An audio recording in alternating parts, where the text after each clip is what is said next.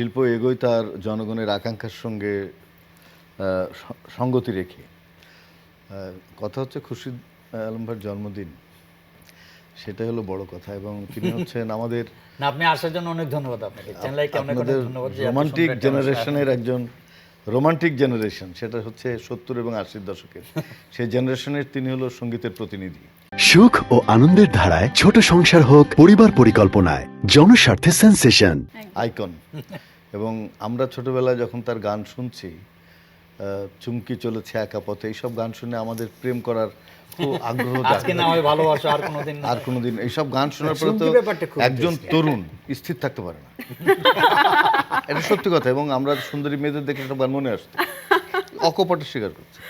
এবং এখনো যখন এইসব গান শুনি তখন অতীতে ফিরে যাই। এবং আমি মনে করি যে আমাদের এই জেনারেশনের সামনে, এই যে জেনারেশন যায় বলেন, এদের সামনে এরকম কোনো মানে রোমান্টিক দিগন্ত নেই।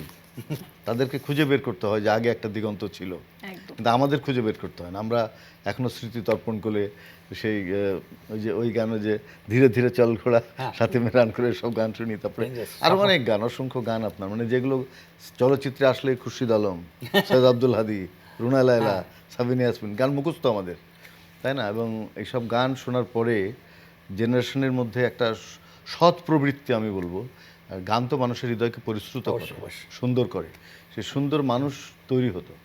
তো এখন গানের যে ধারা, যে জায়গায় গান যাচ্ছে, সেই ধারা কিছুটা রোমান্টিসিজমের দরকার আছে। একেবারে রোমান্টিকতা বিরোধী জীবন যান্ত্রিক হয়ে যাচ্ছে আমরা আসলে।